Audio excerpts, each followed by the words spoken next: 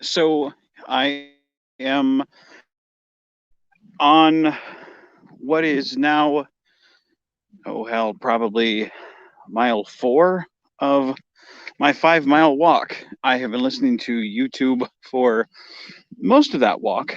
Um, and it's been kind of cool seeing the feedback that I've gotten for showing uh, what we have coming for the end of the constar films, from the Phantom Wave uh, to the meeting of the two Menards. So if I sound a little bit out of breath, bear with me. And if you guys hear passing traffic, again, bear with me. But I figure as Mona's school winds down and I'm able to go on my walks, um, this is going to be kind of part of the norm. You guys will uh, um, you guys will be with me um, as I do this. Getting healthier, getting into a better life for my health. So yeah, bear with me. Um, but for my thoughts right now, I'm really excited for what we have coming down the turnpike.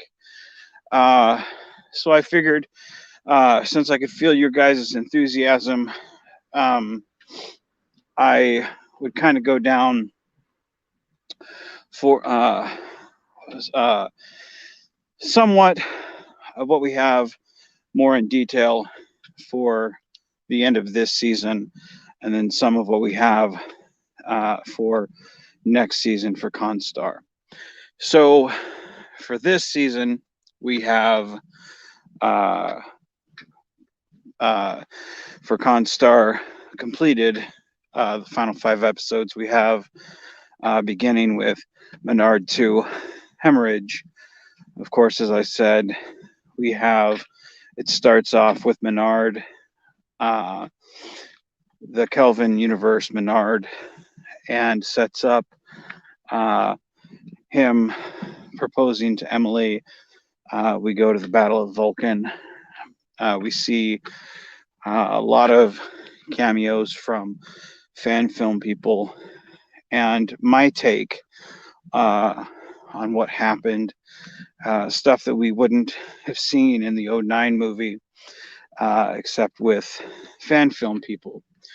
And then we see um, uh, different things that have happened in the fan film community, except in the Kelvin universe, which was a nice branch out for uh, different takes of what would have happened uh, with um, those fans, um, uh, or those fans' films, and seeing, um, what happened in that universe.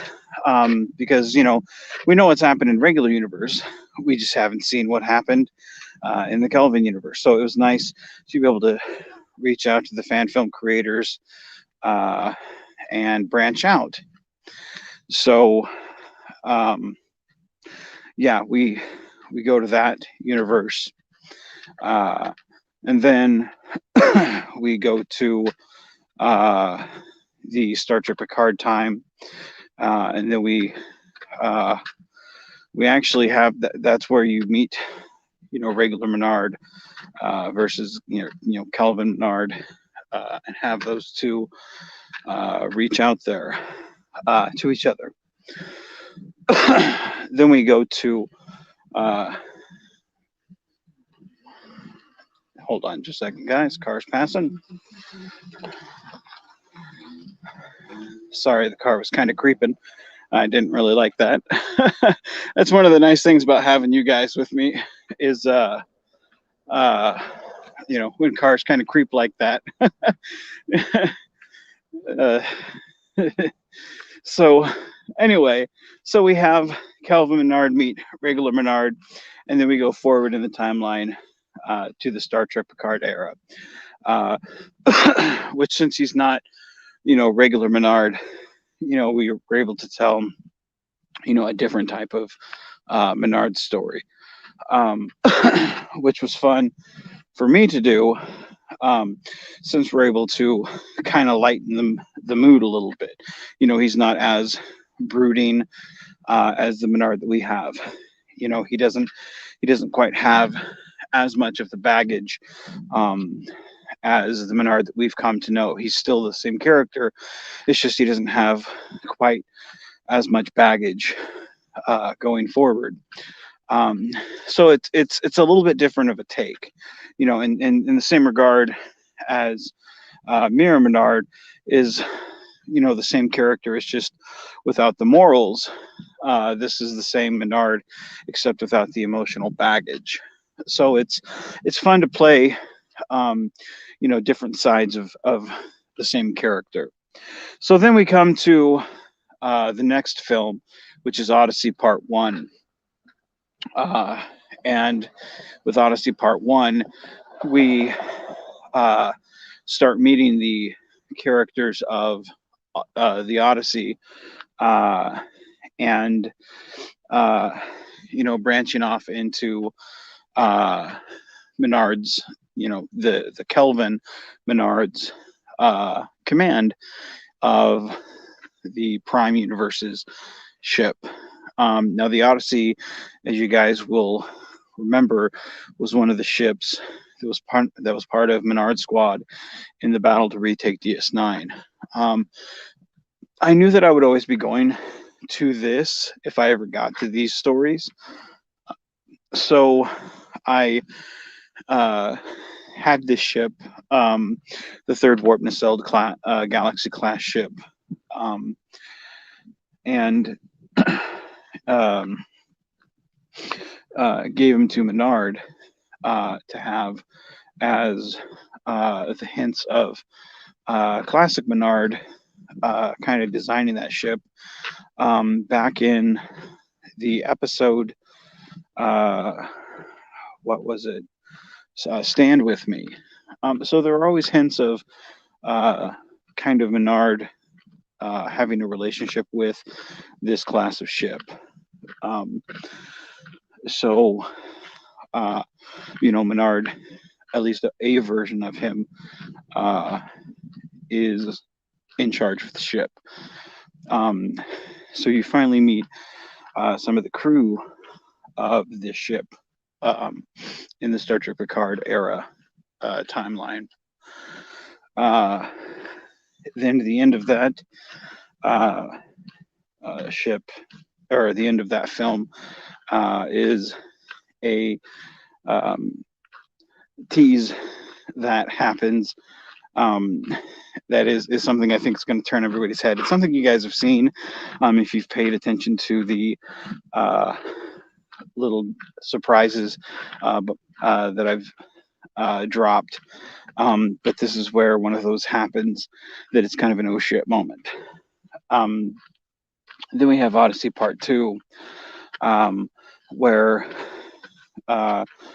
we delve a little bit more into the crew of the Odyssey, and kind of the ramifications of what's going on with kind of the politics of the Romulans, the Borg cube that's seen in Picard, and just kind of sets up some of the backstory of what's happening in that series.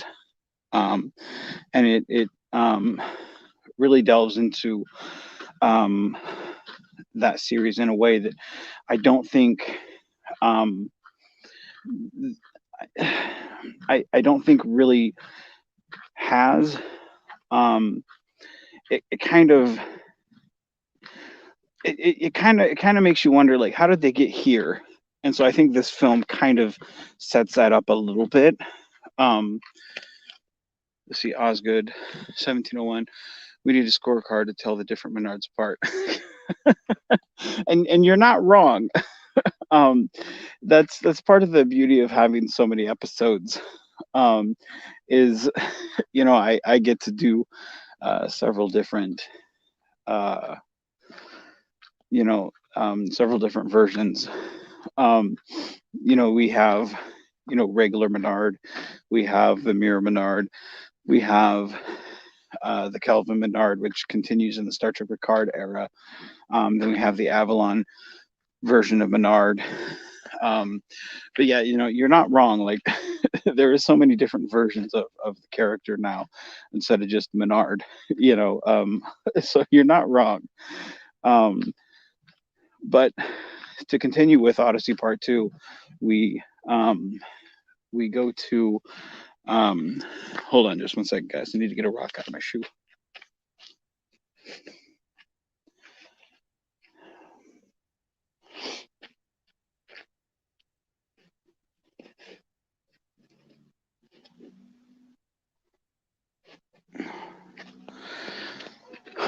So we do tell some of the backstory of Picard of how did we get to the Romulans controlling the the Borg part of controlling some of that stuff, um, which I think was kind of needed because you kind of they kind of did that. They left some of the stuff ambiguous, which for me as a fan was kind of off-putting. So uh, as a fan filmmaker, I tried to fill in some of the gaps. I also, with the next film called Rain Cross, um, I also did that more so of filling in the gaps of uh, the um, the synths storyline, um, of filling in those gaps. So that one is a story um, of filling in like what exactly happened with the synths, what happens next, where do we go from here? Because to me, it's not such a cut and dry issue. To me, that is paralleled a lot with like the immigration issue that we have in America today, and in some cases, kind of all over the world, with what do we do with people, you know. So to me, it's a very personal issue that I don't feel like they really addressed with Star Trek Picard. Um, so that one I think is a really good one that I think tackles in true Trek form uh, just some uh, true to life issues. Um, and then in the final film, which is the season finale for Constar Completed, we have a film called Unsteady, which deals with um, a missing crew member of Eobard Menard, which is um, Prime Menard's son. Um, Everybody is kind of looking for him, going, where did this guy go to? Because he's kind of disappeared off the map. Um, no one, he was the captain of the Constar. Now where did he go? Because when we last saw him in the film The Scribbler, he had taken command of the Constar. Um, he'd kind of accepted his place as commanding officer of the Constar B, and now it's about a year since then, and he's kind of nowhere in sight. And it's been about 3 months since he disappeared. So everyone's kind of like, well, where did he go? So it kind of picks up from where we saw uh, Donovan Mitchell last, where he had ripped up the picture of him and Eric Menard after Romulus, the Romulan star at Gaunt Nova. I was kind of like, man, fuck Menard, So it kind of picks up that storyline, and we continue from there. But then it goes in search of Menard's kid. So it kind of fulfills that storyline of tying up a lot of loose threads, and in a very satisfying way. Um, a lot of characters that we hadn't seen in quite a while at the same time meeting some new characters that we haven't seen, introducing them into this world. Um, So it to me, it's a very satisfying ending to Constar Completed. Whereas if we didn't pick up uh, the series for another season, this would be a very good series ender. Um, so because it really does put a lot of threads, wrap them up. Um, it's a really good ending to a lot of things. Um, Closing out a lot of threads. Um, so anyhow, so that's what we have in store for the next 5 episodes. Kind of a rundown. Um, some mild spoilers, but nothing that I think would, shy anyone away from watching them. But I think a lot of good stories coming. Um, and then some mild spoilers for next season, which I'm 99% sure we're gonna do. Um, but we're taking a break, a pretty decent sized break between this season and next season, because I have uh, a Ghostbuster fan film that I'm doing, and then we're focusing on uh, building the channel for other content creators to do their shows, and then helping Frank get his show off the ground. So I'm not really focused on doing the next season of Constar, which is being titled Constar Concludes, which will be the final season if we do come back, which I'm, like I said, 99% sure that we are. Um, but like I said, never say never, but nothing's nothing's for certain. Um, but next season we do plan to have the aliens from Conspiracy.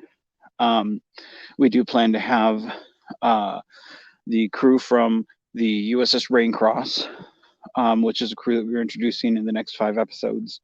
So you'll get to know them, which is heavily influenced by Captain Lobato. Um, we do plan to have Nagilum, uh, and we will find out the fate of the Constar A. Um, so uh, there is a lot that is going into next season. Um, so yeah, with that in mind, um, everyone be genuine, be safe, and keep on geeking on, guys.